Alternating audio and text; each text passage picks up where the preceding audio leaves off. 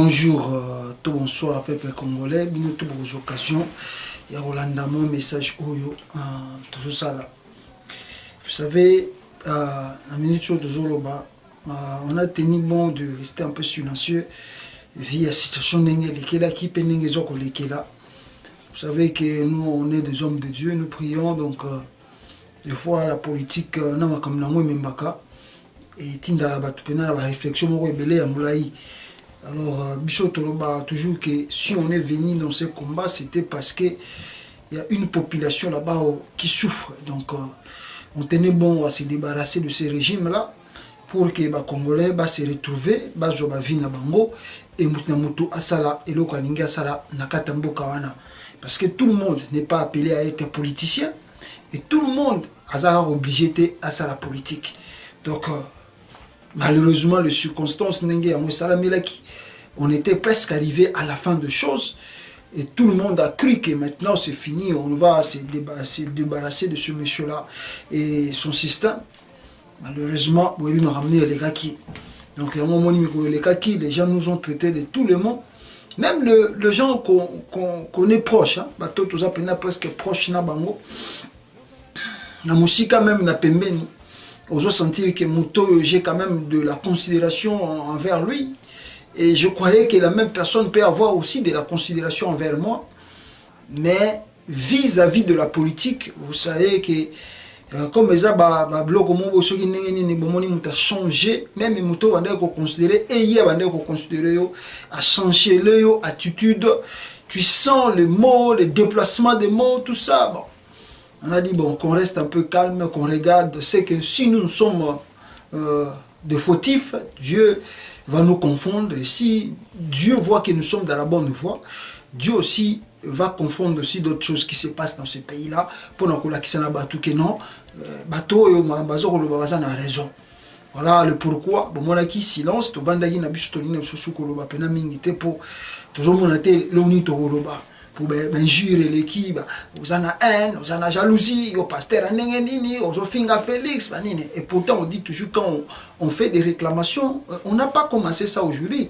Imaginez-vous, souvenez-vous à l'époque plutôt de Papa Titi, on a fait des vidéos, moi je sais pas ce qu'il y a ça n'a pas répertoire, mais regardez les vidéos que j'ai fait pour ne pas soutenir notre papa Etienne Tshisekedi, vous allez être étonné. Même Félix pour devenir le premier ministre dans un moment où Bazara dans l'Assemblement, vous serez étonné. Même, bon, circonstance, sa vie changera. Or, le passé, Makamutu Bossala, soutien Bossala.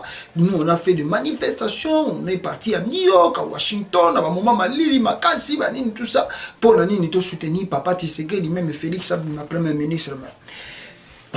Bon, les gens nous injurent, nous avons haine parce que la façon dont Félix est arrivé au pouvoir, ce n'est pas du tout logique. Alors voici aujourd'hui Makambo Bisike Memi Biso peuple congolais, au Biska la développé, dans alors, la première chose, c'est le moment où le président actuel, le président Félix Tshisekedi, et que Félix Tshisekedi, Azalaki, n'est-ce pas, un problème. Il fallait qu'il y ait un prisonnier politique. Il y a des gens qui temps, pendant Kota, pour mettre qui dans 10 jours, il va le faire, il est qui un mois, il est qui un mois et demi, toujours comme il est presque 2 mois. Alors il y a eu une forte pression aussi tout autour de Félix, et surtout qu'il avait promis dans 10 jours, dans la salle qui programme, il y a 100 jours, que dans 10 jours, je vais sortir les prisonniers. Alors les gens, surtout que c'était en plein pouvoir, donc, est-ce qu'il va le faire ou il va pas le faire? Alors Félix, ce n'est pas pour ne pas vouloir assumer en tout cas il a fait le forcing, on a la vérité.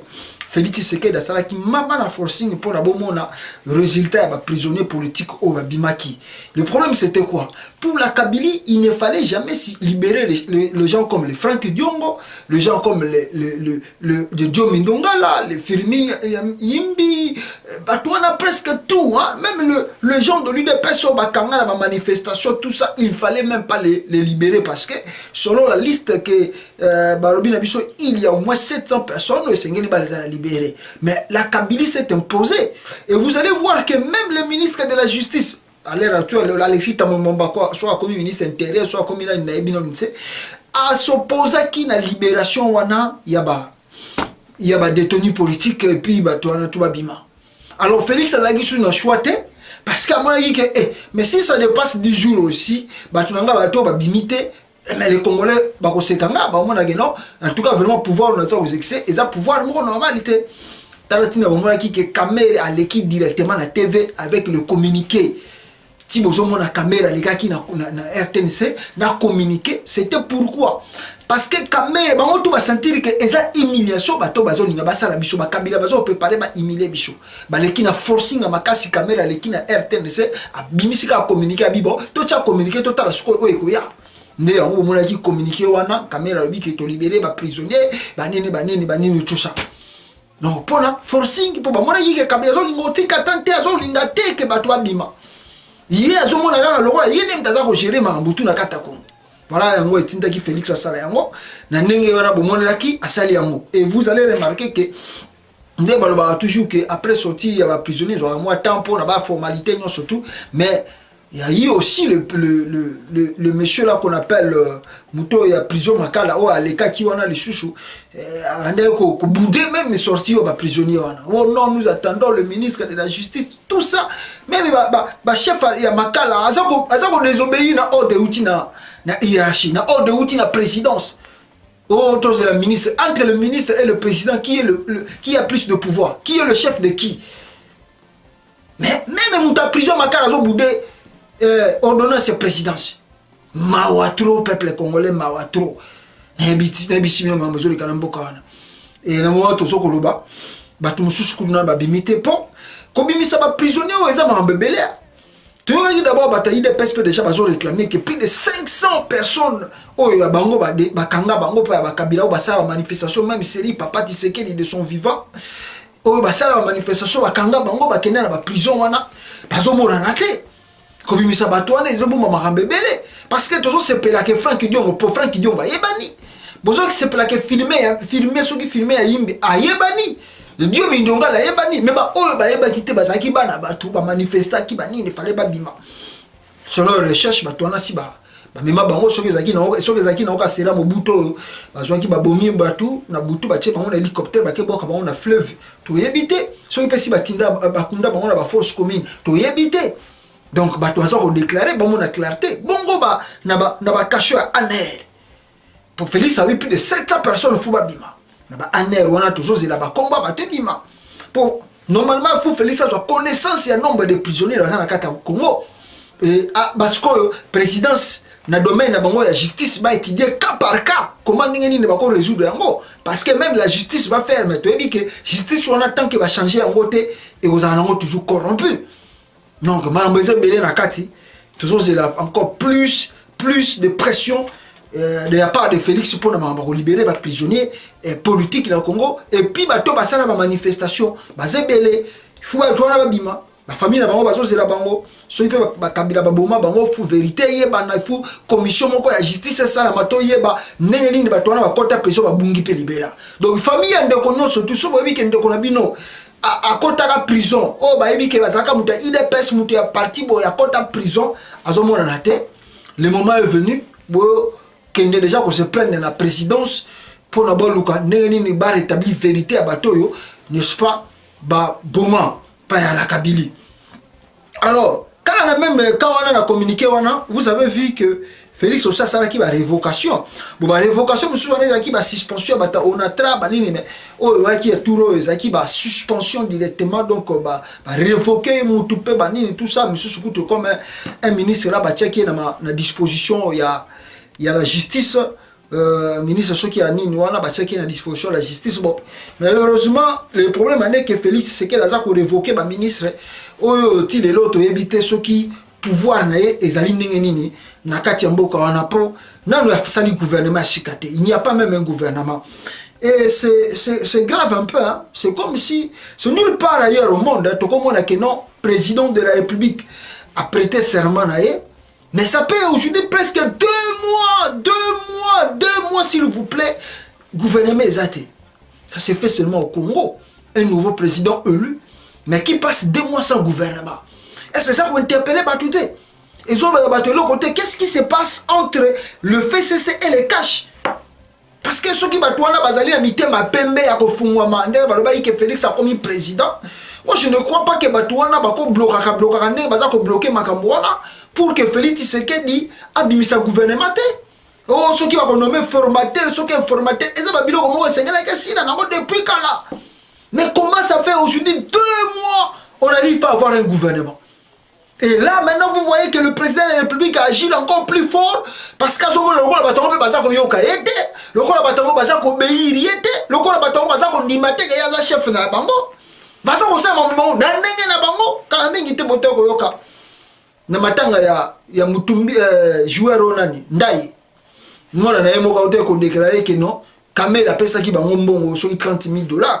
Mais à la fin de compte boyo ki yoka que non, bango moko susu. Batuango ya ministre la Kabila Sport azumbo mwana belia bibonu bakuna ngana yoka kamera te pe na banga na kamera te ngana banga ka Kabila. Ah donc il est batu sika baza na pouvoir batu na Kabila bazo to bango te bazo to saper bango te bazo respecter même bango te. Donc tout ça ça dit beaucoup hein. Donc maintenant Félix Tshisekedi a révoqué. On n'a même pas eu conseil des ministres, on n'a pas eu tout ça. On a écouté ça, peut-être, oui, la présidence a ce pouvoir-là de révoquer le ministre. Mais manière, la procédure, le problème, ce n'est pas de révoquer, mais la procédure suivie pour révoquer le ministre en question. C'est ce qui cause défaut.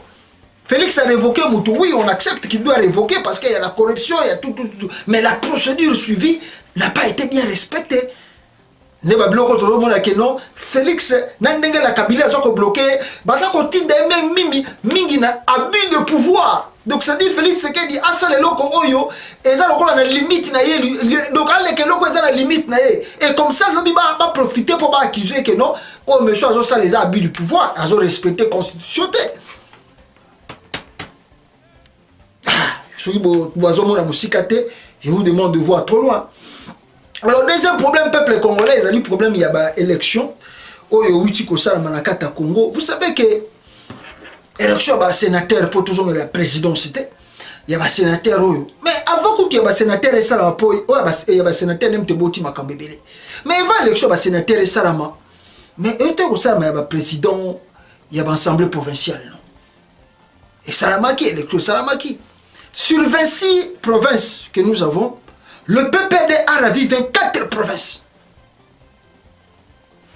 Le président de l'Assemblée nationale, si 26 provinces, le PPRD a 24 provinces.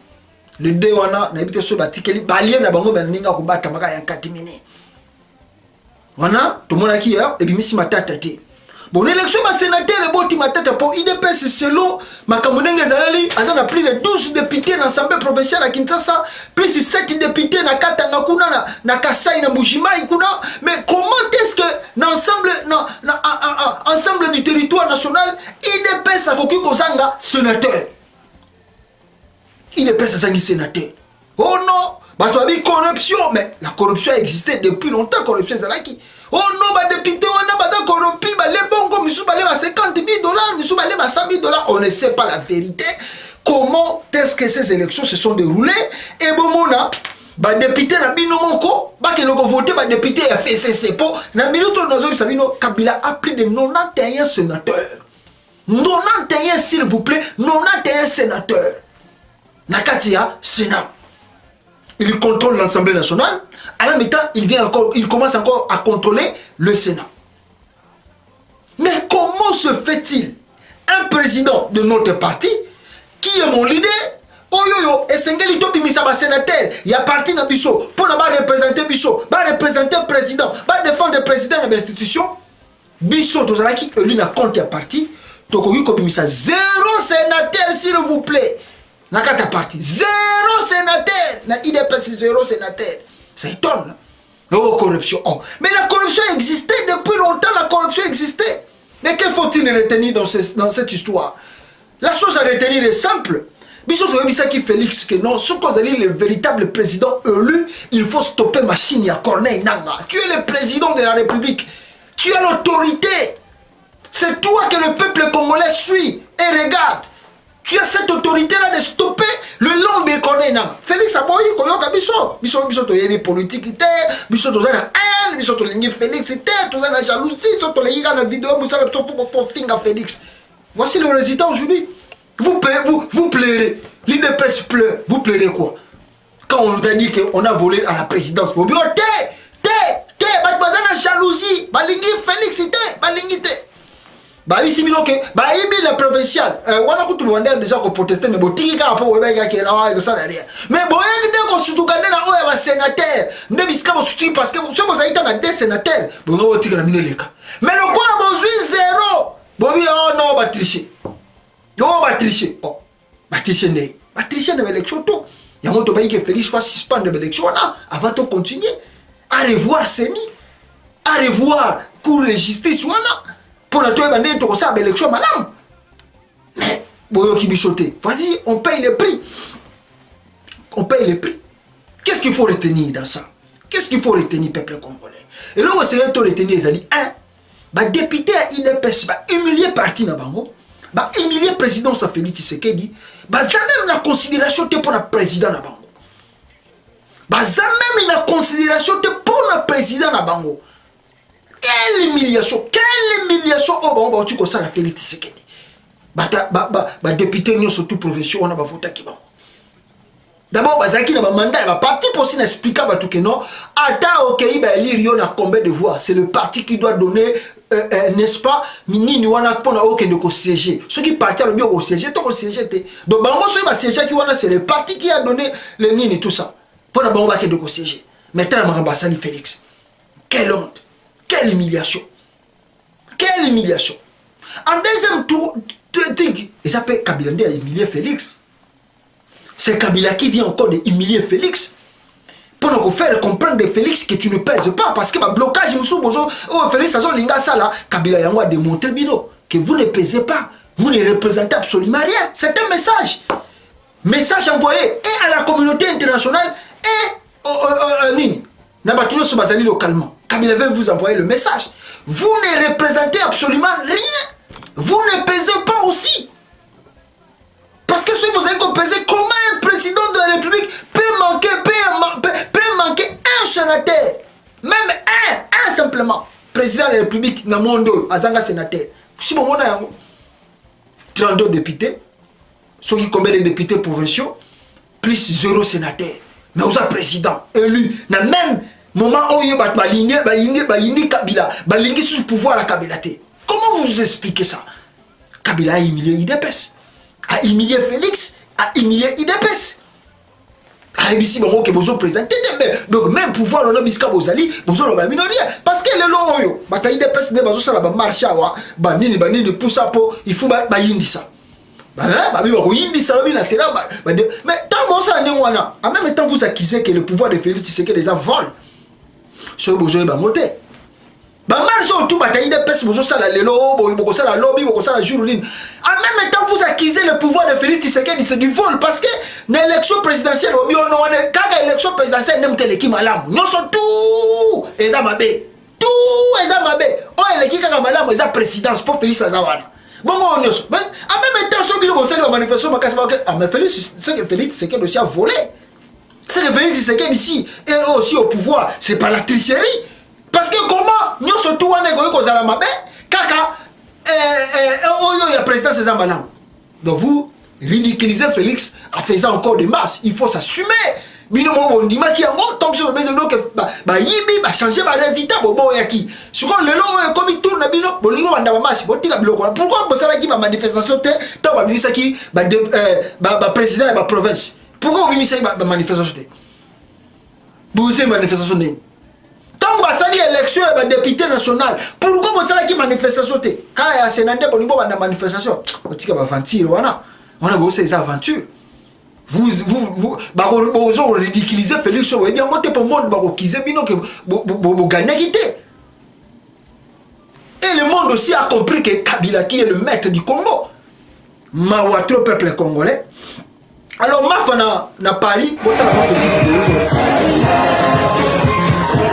Voilà, même aujourd'hui, on a besoin de gars. Ma na Paris, ma c'est plein d'ailleurs. C'est un combat qui va prendre du temps.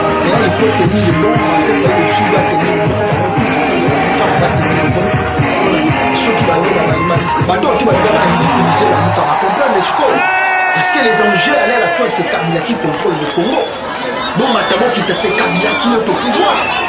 Parce que, à l'élection qui est dans l'élection où tu connais, le risque c'est quoi?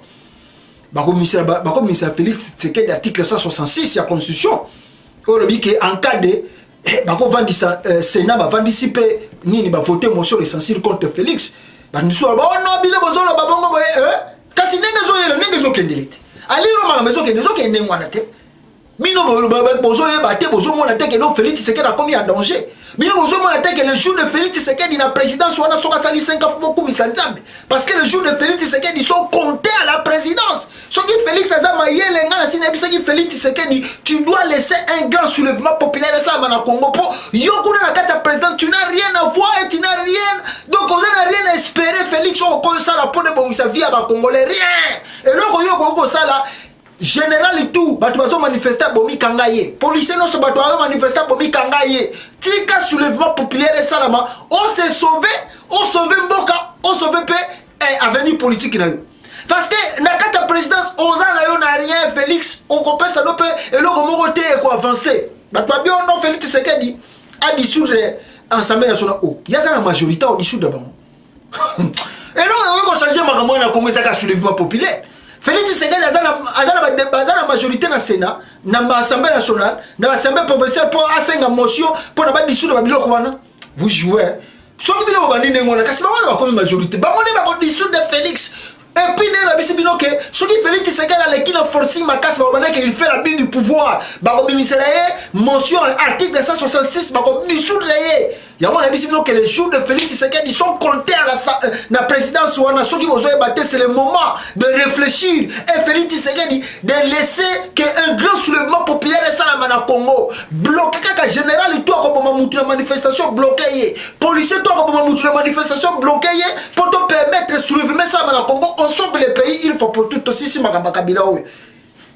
Solution exacte. Donc ma femme à Paris a manifesté, tout ça. Les alliés bitumba les Congolais vont tenir à cœur, donc il faut continuer dans le donc ce qu'il faut réfléchir peuple congolais, tout tika la bomoko, tout tika la soudé. Félix Tshisekedi a un ennemi de biso Congolais, Félix Tshisekedi c'est notre frère.